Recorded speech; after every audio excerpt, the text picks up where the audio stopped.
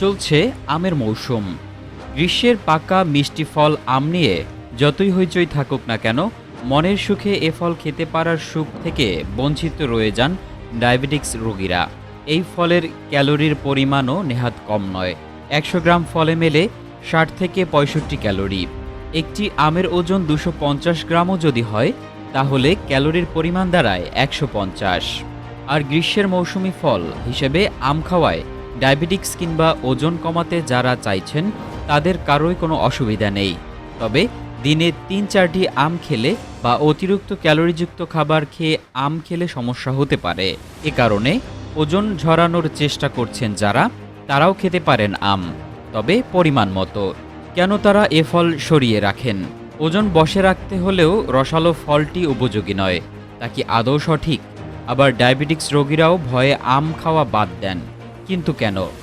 এ বিষয়ে পুষ্টিবিদরা বলেছেন, ওজন কমানো কিংবা বৃদ্ধির সঙ্গে দৈনন্দিন ক্যালোরির গ্রহণের গুরুত্বপূর্ণ সম্পর্ক রয়েছে। কি খাচ্ছেন, কতটা খাচ্ছেন এবং কিভাবে খাচ্ছেন, এসব বিষয় গুরুত্বপূর্ণ।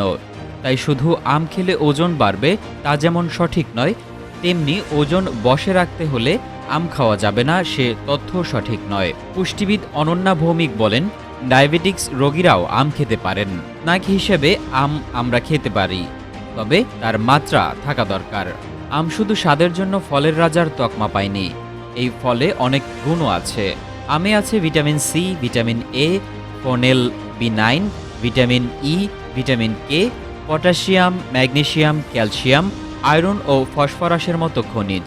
অনন্যা ভৌমিক বলেন, আমে যে শর্করা রয়েছে তা প্রাকৃতিক, এমন শর্করা স্বাস্থ্যের পক্ষে ক্ষতিকর নয়। আবার আমের গ্লাইসেমিক ইন্ডেক্স যথেষ্ট বেশি থাকে। তিনি বলেন, আম খাওয়ার নিয়ম আছে। ভাত, রুটি এবং ভরা পেটে খেয়ে আম খেলে এক ধাক্কায় শরীরে অনেক ক্যালোরি ঢুকবে। এক্ষেত্রে শর্করার মাত্রা বৃদ্ধি পেতে পারে। সে কারণে সন্ধ্যা বা সকালে স্ন্যাক হিসেবে আম খাওয়া যেতে পারে। আর দুপুরে খাওয়ার মাঝের সময় কিংবা সন্ধ্যার সময় অন্য কিছু না খেয়ে একটা আম খাওয়া যেতে পারে।